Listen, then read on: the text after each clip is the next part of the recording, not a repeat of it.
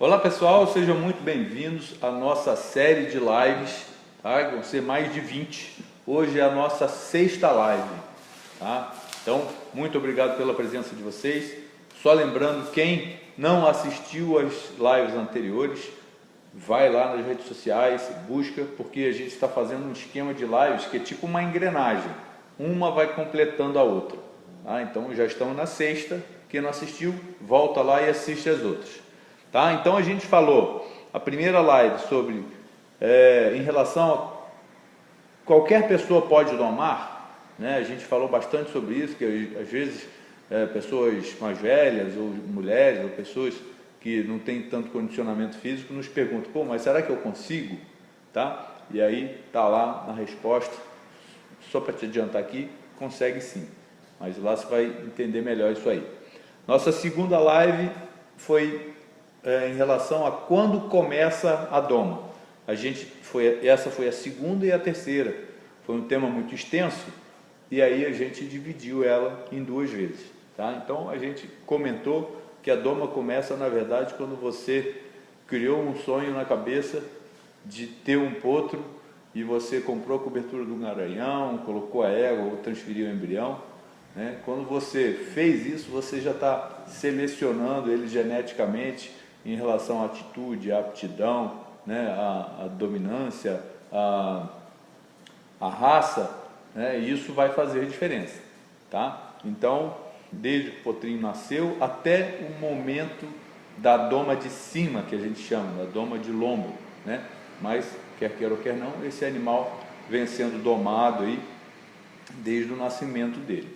Tá? Então a gente fala da técnica de imprint, né? E aí tem as outras situações dos potros que são criados soltos e aí são pegos na hora de domar, que aí a gente tem um outro tipo de ação, né? Que aí a gente vai ter que inclusive cabrestear esses cavalos já adultos. Mas lá já está bem explicadinho, volta lá e assiste quem não assistiu. A quarta é a gente perguntando, né, se a doma racional é rápida. Então todo mundo fala, não, é rápido, não é. Normalmente as pessoas que me veem em vídeos na internet percebem que existe mais rapidez. No meu caso, tenho um pouco mais de experiência, mas é importante. Nessa live a gente falou bastante sobre a gente não se apegar a essa situação de se você está sendo muito rápido ou não. O importante é que você faça uma doma que seja efetiva e que tenha segurança para você ir para o cavalo. E muitas das vezes a gente se pergunta, é rápida, mas rápida em relação a quê? Né? Então na doma tradicional, antiga, muitas pessoas levavam aí semanas e até meses para montar no cavalo a primeira vez, e normalmente, né, na maioria das vezes, a gente monta pelo no primeiro dia, mas tendo aí essa coisa na cabeça, que se não montar no primeiro, pode ser no segundo. O importante é que você trabalhe corretamente, seguindo a técnica. E a quinta live a gente falou sobre ferramentas e acessórios. Então as principais ferramentas que eu utilizo no momento da doma, né? E isso é uma situação de extrema importância para a gente ter, né, todos os artifícios necessários quando você está domando um cavalo, dependendo, né? Você nunca sabe o que vai acontecer ali, então é importante que você tenha tudo isso. E aí a gente criou a sexta live, né, que é falando sobre redondel, e vamos falar um pouquinho também sobre embarcador, que é importante. Né? O redondel, eu considero ele uma ferramenta importante dentro desse tema, mas a gente deixou para falar só de redondel, porque ele é um tema mais extenso. Tá? E hoje a gente vai falar um pouquinho sobre psicologia, comportamento e natureza de cavalos, mas especificamente sobre os sentidos dos cavalos. Então, a gente fala bastante aí sobre o cara ter conhecimento de causa, né? Ele saber por que está fazendo as coisas. Então, para isso é importante que a gente tenha esse conhecimento de natureza, psicologia e comportamento de cavalos, e hoje falaremos de sentido.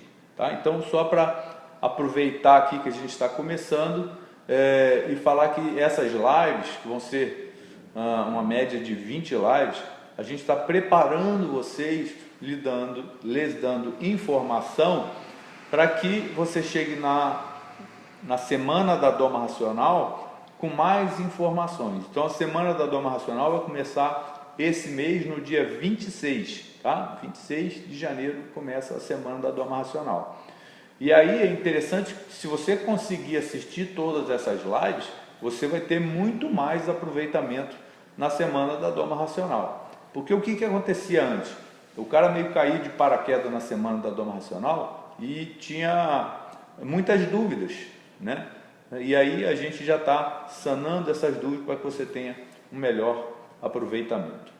Ok? Então é isso aí, vamos começar. Então nós vamos falar dos sentidos dos cavalos, os principais, né? O que eles mais usam aí e tudo isso relacionado, claro, no momento da doma. Então vamos lá, visão, né?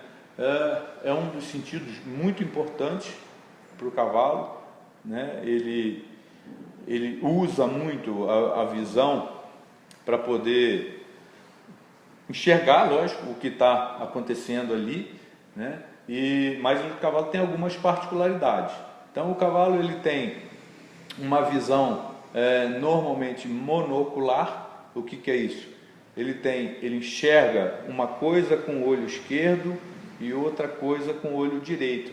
Ele não tem essa facilidade de ter uma visão binocular, ou seja, visão de profundidade que você está enxergando com os dois olhos, tá? Isso é uma característica de predadores, ter visão de profundidade. E característica de presa é você ter essa visão, né, quase que de 360 graus, exatamente para você estar vendo o que está acontecendo atrás, na lateral, ter uma visão muito maior, para que você esteja de olho no predador, né? E dessa forma o cavalo vai ser menos predado, né? Ele vai ter a possibilidade, por exemplo, de ver um predador chegando por trás, tá? Mas, em relação a essa situação do cavalo ter visão de profundidade, é uma coisa que às vezes nós, por não sabermos dessa dificuldade de visão de profundidade, a gente dificulta a vida dos cavalos um pouco, né? Então, por exemplo, o cavalo às vezes não consegue ver, ter exatamente a precisão de um degrau de uma ponte, por exemplo, ou a precisão de uma pequena poça d'água no chão. E aí, às vezes, quando ele tenta erguer a cabeça ou baixar a cabeça para conseguir achar esse ponto de visão, às vezes a gente não tem paciência para isso, né? E aí isso vai gerar o que nele? Vai gerar medo. E aí ele provavelmente vai se negar a passar ou vai ter dificuldade de passar. Então, uma coisa interessante é que nesses momentos que a gente dê tempo para ele achar esse ponto de visão, né? Ele conseguir juntar essa visão, tornar essa visão dele, que normalmente é monocular, tornar ela binocular, para que ele ache o ponto de profundidade, tá? Uma situação importante de dizer que o cavalo tem dois pontos cegos, né? Um exatamente na frente da fronte, onde ele não consegue enxergar, né? E outro exatamente atrás da cauda, ali na garupa. Então, a gente sempre ouviu, quem mexe com o cavalo sempre viu, não chega por trás do cavalo, né? Por que não chega por trás do cavalo? Porque ele não está te enxergando, tá? Ali é um ponto cego. E aí, dessa forma, quando você chega por trás e de repente toca nele, ou a partir do momento que você aparece do lado dele, ele pode se assustar e aí dar um coice e causar um acidente, né? Então é interessante, quando a gente está domando, que a gente preste atenção para que a gente seja visto. Uma coisa legal que eu falo com os meus alunos é assim: sempre quando você for passar de um lado para o outro do cavalo, por trás dele, você sempre tenta manter a mão nele, porque por mais que ele não esteja te vendo, ele vai estar. Então, por exemplo, eu estou aqui do lado direito dele, quero passar para o lado esquerdo, a minha mão continua lá. Por alguns segundos eu sumir, do ponto de visão dele, mas a minha mão estava ali falando, olha, eu estou aqui ainda. Né? Então, isso é uma situação interessante na visão. Tá? Os cavalos têm uma capacidade muito maior que o ser humano de de enxergar à noite, né? Tem uma visão noturna muito melhor do que nós, e ele enxerga colorido, mas em tons pastéis, tá? Mas o que interessa para a gente é entender perfeitamente essa situação de visão, né? Dessa campo de visão muito maior por ser lateral. Um exemplo legal que eu dou nessa coisa de falar de presa e predador são os pássaros, né? Então, você pega aí o falcão, a águia, a coruja, são pássaros que têm os olhos na frente da cara, ou seja, ele tem muita visão de profundidade. E aí você pega aí a rolinha, o pardal, tem os olhos na lateral da cara. Por quê? Porque ele tem que enxergar muito mais, porque também são presas na natureza. Então, essa é uma situação importante no que a gente fala em relação à visão. Né? Então, dentro de um redondel, ele vai estar olhando tudo que é diferente para ele. Então, é interessante algumas vezes também um cavalo que está chegando no redondel, um redondel que ele não conhece, é interessante que muitas vezes você deixa ele um pouco à vontade para que ele olhe tudo em volta, para que ele enxergue e sinta aquele redondel. Normalmente ele entra ali e procura um ponto de fuga, e aí normalmente ele não vai achar, e aí é quando ele começa a te dar sinais de que vocês podem se relacionar, tá? Uma coisa interessante também é muitas das vezes que nós, seres humanos, possamos olhar as coisas com visão de um cavalo, né? Então, às vezes, por exemplo, você tem uma sombra ali no redondel que ele não consegue ter essa visão de profundidade, e provavelmente ele não vai passar nessa sombra porque ele está com medo, né? Então, nesses casos, é importante que você espere, deixe ele olhar, deixe ele achar o ponto de visão, assim como nós começamos também, às vezes, de repente, passar o cavalo num ponto que tenha água, atravessar aí um riacho, ou a gente, quando começa a ensinar eles a passar em cima de lona, muitas das vezes uma coisa interessante que acontece, que às vezes quando a gente não deixa o cavalo olhar as coisas, e acaba, um exemplo legal disso por exemplo, você começou a fazer um exterior, né? Saiu com esse cavalo, vai ter uma madrinha te facilitando, porque ele é mais manso, já está acostumado com tudo. Isso vai facilitar que o seu cavalo passe por todas as situações. Mas normalmente esse exterior, o cavalo sai assombrado, ele sai olhando tudo que está em volta, porque são situações que ele não conhece, que ele nunca viu, né? Então é importante que você deixe ele olhar, né? Uma coisa que acontece muito quando a gente sai com os potros assim, quando é mais próximo da cidade, às vezes você tem uma dessas caçambas de lixo, né? Ali tem produto de tudo quanto é jeito. O cavalo normalmente, quando olha isso aí, fica assombrado, né? E aí o que o cara faz? Se o cara não tem essa filosofia de doma racional, o cara já vai ali e já dá um pega nele para ele passar, e aí o cavalo aumenta a adrenalina e começa o cavalo tem uma memória, né, associativa. Então toda vez que você passar ali naquela caçamba de lixo, ele vai associar que ele apanhou a primeira vez que ele passou ali, né? Então é importante que você dê tempo para ele enxergar, coloque ele de frente para essa estrutura que ele está com medo, deixe ele achar o ponto de visão, deixe ele cheirar, né? Então agora já estamos aqui falando do olfato. Então o olfato é muito importante, que ele gosta de tentar cheirar aquelas situações que às vezes ele tem medo, para tentar identificar também, né? Então, só para finalizar a situação da visão, dê tempo do seu cavalo para ele olhar tudo que está em volta, enxergar tudo que está em volta, né?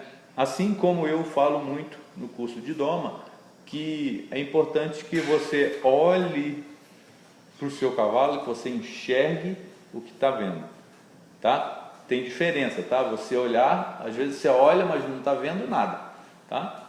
Mas você tem que estar enxergando, você tem que estar interpretando e tentando, inclusive, interagir com situações fora do redondel, né? Então, às vezes, um cavalo tá de frente para mim e tem um aluno lá atrás, e esse aluno se moveu lá atrás, esse cavalo já perde a atenção para mim, tá? Por quê? Porque ele tem essa visão de quase 360 graus, e ele é muito reativo, ele é muito medroso, tá? Então, nesses casos, você pede para os alunos, ó, nesse momento vocês ficam parados, né? Não se mexe. Acontece muito quando eu vou fazer apresentação, que quando eu vou ficar em pé em cima do cavalo, antes de ficar em pé eu falo para as pessoas, olha, a minha intenção aqui é ficar de pé, então nesse momento eu peço para vocês todos ficarem estátua, ficarem parados e em silêncio e não bater palma, né? Porque aí o cavalo assusta e vai me derrubar lá de cima. Então são situações importantes que a gente pode antever, né? Para que a gente tenha mais facilidade. Ok? Então, em relação à visão, é isso aí. Então, só para lembrar para vocês o seguinte, as nossas lives, eu estou fazendo ela direto, sem responder as perguntas, e a gente vai ter uma live só para responder perguntas, tá? Então, você que está com alguma dúvida aí, quer perguntar alguma coisa, anota aí que a gente vai ter a live só para isso, ok? Muito bem, vamos falar de audição. A audição do cavalo é muito boa, né? Uma coisa interessante, né? Quando a gente fala na audição do cavalo, que ele é capaz de virar a orelha para onde ele quer ouvir, né? Então nós humanos, às vezes, quando queremos ouvir alguma coisa, o que a gente faz? A gente vai lá, né? Coloca a mão aqui e coloca a orelha onde a gente quer ouvir. E o cavalo faz isso naturalmente, né? Com a orelha dele, isso faz com que ele tenha mais capacidade de audição. Uma coisa interessante quando a gente fala em audição, né? Quando a gente fala em comportamento, é que um dos primeiros sinais que o cavalo nos dá, né? De que está começando a interagir conosco, para um possível bom relacionamento, é dentro do redondel, quando a gente está tocando ele na guia, e ele coloca a orelha de dentro na gente, como quem fala, olha, eu estou vendo que você está aí, estou prestando atenção em você, vamos ver qual que é a sua atitude, para a gente poder começar a se relacionar, né? Então, o cavalo tem essa capacidade maior, né? A orelha é um indicativo muito grande para a gente de alguns comportamentos. Então, um comportamento clássico que praticamente todo mundo do cavalo sabe é quando o cavalo coloca a orelha para trás, é que ele está bravo, né? Ou que ele está querendo bater, atacar, tá? Então, não está diretamente ligado à audição, mas a comportamento, né? A sinais que ele está dando para nós. Mas a capacidade de audição do cavalo é muito boa, ok? Vamos falar de olfato. Em relação ao olfato, o cavalo tem uma capacidade olfativa muito grande. Os cavalos mais selvagens, vamos dizer assim, têm essa capacidade ainda maior. A gente trouxe o cavalo para o habitat doméstico e ele tem um mix de cheiros muito grandes que às vezes hoje para a gente não interfere tanto. Mas existem estudos de que os cavalos, pode reparar que o cavalo tem o hábito de cheirar o estrume do outro, né? Então existem estudos de que os cavalos, ao cheirar o estrume, ele está reconhecendo qual o indivíduo que está ali, se ele está bem nutrido, se está mal nutrido. Então, por isso eles têm esse hábito. E em relação à doma, o cavalo tem, né? Quando a gente fala em moar, então é muito maior a capacidade de cheirar o seu domador, o seu parceiro ali e reconhecer, né? Então o olfato do cavalo está muito nessa situação de reconhecimento, né? Muitas das vezes a gente leva uma manta para o cavalo cheirar, leva a sela para o cavalo cheirar. E principalmente a primeira coisa que a gente faz, né, quando a gente está começando aquele processo de aproximação, é o que? Você ir lá levar as costas da mão para o cavalo cheirar, né?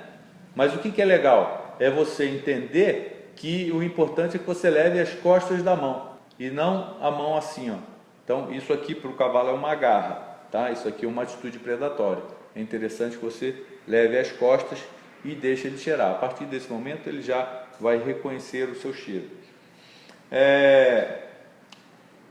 Eu tive um professor que, assim, quando ele ia fazer uma apresentação muito importante, ele não passava perfume, não passava desodorante, e se visse que era um cavalo muito chucro, ele ficava até sem tomar banho. E colocava a mão debaixo do sovaco assim e dava para o cavalo cheirar, né? Então, e é legal, que é um cheiro natural, tá? Então, mas isso não acontece tanto com os nossos cavalos domésticos, né? Eu não tenho esse hábito e dá certo também, né? Tá? Mas é importante você deixar ali ele cheirar a manta, porque a manta tem cheiro de cavalo, né? Primeiro ele vai olhar, né? Então vou voltar lá na parte de visão. Primeiro ele vai olhar, ver o que você está apresentando para ele, deixa ele cheirar, né? Então, e aí, claro, isso vai depender muito do quão reativo esse cavalo é. Então a gente já falou aqui várias vezes em relação a essa coisa de tempo, de ganhar tempo e de que tempo é dinheiro, né? Então, assim, se você tem um cavalo que está de boa ali, que já está aceitando tudo, não vai ficar deixando ele cheirar tudo. Vai lá, coloca a manta, coloca a sela. Se ele aceitou, está tudo bem. Se ele é mais reativo, não, dá mais tempo para ele cheirar, né? Se é um cavalo criado aí num centro equestre e já está acostumado aí com o ser humano, com todos essas coisas do dia a dia, para ele aquilo ali vai ser uma coisa natural. Agora, o legal da gente falar na natureza é que o cavalo tem essa capacidade imensa de sentir o cheiro de um predador. Bem, para quem já assistiu aí desses canais Discovery Channel, né, Mundo Animal e tal, já devem ter percebido que normalmente os predadores eles vão contra o vento para poder tentar predar um animal, né? E principalmente o cavalo tem essa capacidade. Se o predador for a favor do vento, automaticamente esse cavalo já sente o cheiro do predador, já fica alerta, já ergue a cabeça, já sai, já avisa, né, vamos dizer assim, toda a sua manada, e todo mundo já fica ali esperto para fugir, tá? Então, eu já tive casos, uma vez eu estava montado numa mula e numa fazenda bem no fundão assim do Mato Grosso, e num curso, e a gente indo numa estrada, e a mula era bem mansa, né? E a gente estava passando perto de um capão de mato assim, ó, e de longe a mula veio assim, esticou a orelha para frente, olhou e deu um rollback, virou assim.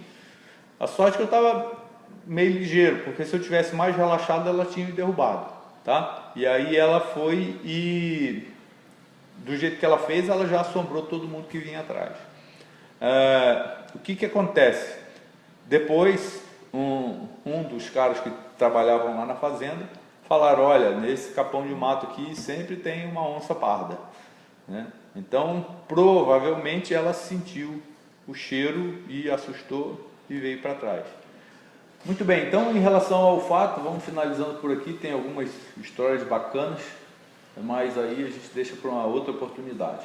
Vamos falar agora de tato, né? Então, uma coisa que eu sempre pergunto para os alunos é assim, ó: você já viu pousar uma mosca no pescoço de um cavalo e ele tremer o couro assim para espantar a mosca, né? Quem é do cavalo já deve ter visto. Então, Se o cavalo é capaz de sentir uma mosca pousando, imagina o quanto ele sente, né, a força de um chicote, né, quando você está batendo no cavalo. Tá? Então, o tato no cavalo é muito importante.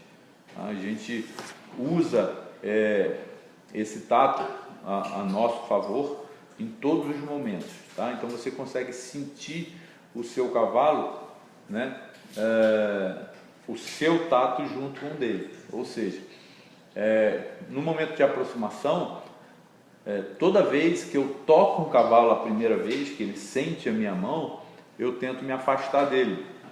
Um cavalo muito reativo, vamos dizer. Quando eu toco num cavalo a primeira vez, faço aquele movimento ali, ó, circular no sentido do pelo, aquilo é confortável para um cavalo. Então, é interessante a gente observar a natureza, né? Porque assim, aonde que os cavalos se acariciam, né? Onde que eles massageiam uns aos outros? Se você olhar, eles vão ficar um de frente para o outro e começar a mordiscar aqui essa região do pescoço. Então, o que isso quer dizer? Que ali é uma região onde ele absorve, que é onde ele ganha carinho, onde ele é massageado. Então, eu normalmente oriento aos meus alunos a tocar esse ponto a primeira vez, né? E acariciar, como eu já falei, sentido do pelo, tá? Movimentos circulares, o cavalo gosta. Então, quando eu consigo fazer isso a primeira vez e saio, né? O cavalo pensa, ué, eu achei que ele era um predador, mas ele tocou em mim e saiu. Aí, nesse momento, esse cavalo começa a entender, né? O mínimo que ele sabe nesse momento é que eu não quero mal dele, que eu não sou um predador, que eu já tive a oportunidade de atacar, mas não ataquei. E isso vai agregando e criando uma situação de confiança mútua, né? E aí, essa mão que começou no pescoço, que é uma região que ele gosta e que ele aceita mais, né, que é mais receptiva, começa a explorar todo o corpo. Então, com a minha mão, eu sinto se o cavalo está tenso ou não. Então, muitas das vezes, você começa a ir ali para a região de costela, de garupa, e você sente o cavalo travar e fazer força e muitas vezes até tremer. Quer dizer, se ele fez isso, o que ele está? Ele está sentindo a sua mão, através do tato dele, e está falando para você, olha, não continua, porque eu não estou confortável. Então, nesse momento, o que você faz? Volta com essa mão, né? Continua, vai de novo. Então, você vai usar o tato do cavalo para saber se ele está tenso ou se ele está relaxado. E aí, que é toda aquela situação de dessensibilização. Então, o que é, quando a gente fala de dessensibilização? O que é dessensibilizar? Né? O normal é a gente falar, não, dessensibilizar é tirar a cócega, eu preciso tirar a cócega do cavalo. O que é cócega do cavalo? É um tato hipersensível. Então, esse cavalo tem o tato hipersensível, principalmente nas regiões onde ele sabe que são vulneráveis, regiões que são atacadas pelos grandes felinos e grandes caninos na natureza, né? Então, a gente precisa ir tocando, massageando, esfregando, de forma que a gente mostre para ele que não vai atacar, e assim a gente vai dessensibilizando, né? E aí chega um momento que você consegue ter intimidade com o seu cavalo, de tocar o corpo dele inteiro, né? Mas para isso ele tem que ter um mínimo de confiança em você, tá? E aí depois a gente começa a colocar outras situações, né? De colocar manta, colocar sela e passar corda em volta para ele ir sentindo. Vamos criando situações que ele vai passar por elas depois, né? Um exemplo legal disso é a capa de chuva, né? Você está em cima do cavalo, coloca uma capa de chuva, aquela capa vai por cima ali do lombo da garupa. Se ele nunca sentiu isso, ele vai se assustar. E aí a gente muitas das vezes vai agregar duas situações dos órgãos do sentido, né? Então, ou até três. No caso da capa de chuva, a hora que você abre, primeiro ele vai ver aquela capa se abrindo, vai ouvir o barulho, né? Normalmente é plástico, então faz o barulho e vai sentir o tato. Quer dizer, ele está com três situações dos órgãos do sentido em completo alerta. Se você primeiro mostrar ele do chão, né? Então isso é importante que a gente consiga fazer essas adaptações primeiro do chão, né? Visual, depois barulho, esfregar, né, um no outro, fazer barulho e depois tocar nele. Então você vai dessensibilizando em todos os sentidos e dessa forma você vai fazendo um cavalo confiar em você e acreditar que aquilo não vai fazer mal para ele, né? Então essas são as situações do tato do cavalo, né? Em relação ao paladar, não tem muito o que a gente falar hoje dele, né, em relação a gosto, mas tem assim alguma coisa em relação ao comportamento, mas isso a gente vai falar na próxima live, tá? Então, pessoal, finalizamos por aqui nossa live de hoje. Queria mais uma vez convidá-los a assistir todas as lives, né? Quem não assistiu as anteriores, assista, porque é uma série de lives, uma sequência, como se fosse uma engrenagem, tá? Para que você esteja melhor preparado para a Semana da Doma Racional, que começa no dia 26 de janeiro.